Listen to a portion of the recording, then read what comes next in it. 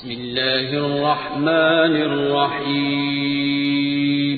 شروع اللہ کا نام لے کر جو بڑا مہربان نہایت رحم والا ہے۔ نون، قلم کی اور جو کچھ لکھنے والے لکھتے ہیں اس کی قسم کہ اے پیغمبر صلی اللہ علیہ وآلہ وسلم، تم اپنے پروردگار کے فضل سے دیوانے نہیں ہو، اور بے شک تمہارے لیے بے انتہا اجر ہے، اور یقیناً تم اخلاق کے اعلی مرتبے پر ہو۔ سو ان قریب تم بھی دیکھ لو گے اور یہ کافر بھی دیکھ لیں گے کہ تم میں سے کون دیوانہ ہے۔ تحقیق تمہارا پروردگار اس کو بھی خوب جانتا ہے جو اس کے رستے سے بھٹک گیا، اور ان کو بھی خوب جانتا ہے جو سیدھے رستے پر چل رہے ہیں۔ تو تم جھٹلانے والوں کا کہا نہ ماننا۔ یہ لوگ چاہتے ہیں کہ تم نرمی اختیار کرو تو یہ بھی نرم ہو جائیں، اور کسی ایسے شخص کے کہے میں نہ آ جانا جو بہت قسمیں کھانے والا ہے، ذلیل ہے، شرارت سے اشارے کرنے والا، لگائی بجھائی کرنے والا، مال دینے میں بڑا بخیل، حد سے بڑھا ہوا بدکار، سخت خو اور اس کے علاوہ بدذات ہے۔ اس سبب سے کہ مال اور بیٹے رکھتا ہے، جب اس کو ہماری آیتیں پڑھ کر سنائی جاتی ہیں تو کہتا ہے کہ یہ اگلے لوگوں کے افسانے ہیں، ہم ان قریب اس کی اونچی ناک پر داغ لگائیں گے۔ ہم نے ان لوگوں کی اسی طرح آزمائش کی ہے جس طرح باغ والوں کی آزمائش کی تھی، جب انہوں نے قسمیں کھا کھا کر کہا کہ صبح ہوتے ہوتے ہم اس کا میوہ توڑ لیں گے، اور انشاءاللہ نہ کہا، سو وہ ابھی سو ہی رہے تھے کہ تمہارے پروردگار کی طرف سے راتوں رات اس پر ایک آفت پھر گئی، تو وہ ایسا ہو گیا جیسے کٹی ہوئی کھیتی۔ پھر جب صبح ہوئی تو وہ لوگ ایک دوسرے کو پکارنے لگے کہ اگر تم کو کاٹنا ہے تو اپنی کھیتی پر سویرے ہی جا پہنچو۔ سو وہ چل پڑے اور آپس میں چپکے چپکے کہتے جاتے تھے کہ آج وہاں تمہارے پاس کوئی فقیر نہ آنے پائے، اور کوشش کے ساتھ سویرے ہی جا پہنچے، گویا پیداوار پر قادر ہیں۔ پھر جب انہوں نے باغ کو دیکھا تو ویران، کہنے لگے کہ ہم رستہ بھول گئے ہیں، نہیں بلکہ ہم بے نصیب ہو گئے۔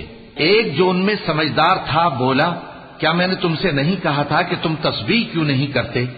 دوسرے کہنے لگے کہ ہمارا پروردگار پاک ہے، بے شک ہم ہی قصوروار تھے۔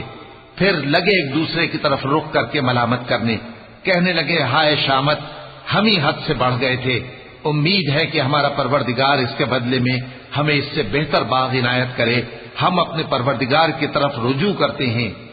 دیکھو عذاب یوں ہوتا ہے، اور آخرت کا عذاب سب سے بڑھ کر ہوگا، کاش یہ لوگ جانتے ہوتے۔ پرہیزگاروں کے لیے ان کے پروردگار کے ہاں نعمت کے باغ ہیں۔ کیا ہم فرمانبرداروں کو نافرمانوں کی طرح نعمتوں سے محروم کر دیں گے؟ تمہیں کیا ہو گیا ہے؟ کیسی تجویزیں کرتے ہو؟ کیا تمہارے پاس کوئی کتاب ہے جس میں یہ بات پڑھتے ہو کہ جو چیز تم پسند کرو گے وہ تم کو ضرور ملے گی؟ یا تم نے ہم سے قسمیں لے رکھی ہیں جو قیامت کے دن تک چلی جائیں گی کہ جو کچھ تم طے کر لو گے وہ تمہارا ہوگا؟ ان سے پوچھو کہ ان میں سے کون اس کا ذمہ لیتا ہے؟ کیا اس قول میں ان کے کچھ شریک ہیں؟ اگر یہ سچے ہیں تو اپنے شریکوں کو لے آئیں۔ جس دن پنڈلی سے کپڑا اٹھا دیا جائے گا اور کفار سجدے کے لیے بلائے جائیں گے، پھر وہ سجدہ نہ کر سکیں گے، ان کی آنکھیں جھکی ہوئی ہوں گی اور ان پر ذلت چھا رہی ہوگی، حالانکہ پہلے اس وقت سجدے کے لیے بلائے جاتے تھے جبکہ وہ صحیح و سالم تھے۔ تو مجھ کو اس کلام کے جھٹلانے والوں سے سمجھ لینے دو، ہم ان کو آہستہ آہستہ ایسے طریق سے پکڑیں گے کہ ان کو خبر بھی نہ ہوگی، اور میں ان کو مہلت دیے جاتا ہوں، میرا داؤں بڑا مضبوط ہے۔ اے نبی صلی اللہ علیہ وآلہ وسلم، کیا تم ان سے کچھ معاوضہ مانگتے ہو کہ ان پر تاوان کا بوجھ پڑ رہا ہے، یا ان کے پاس غیب کی خبر ہے کہ اسے لکھتے جاتے ہیں؟ سو اپنے پروردگار کے فیصلے کا انتظار کیے رہو، اور مچھلی کا لقمہ ہونے والے یونس کی طرح نہ ہونا کہ انہوں نے اپنے رب کو پکارا جبکہ وہ دل ہی دل میں گھٹ رہے تھے۔ اگر ان کے پروردگار کی مہربانی ان کو نہ سنبھال لیتی تو وہ چٹیل میدان میں ڈال دیے جاتے مذموم حالت میں۔ پھر ان کے پروردگار نے ان کو برگزیدہ کر کے نیکوکاروں میں شامل کر لیا۔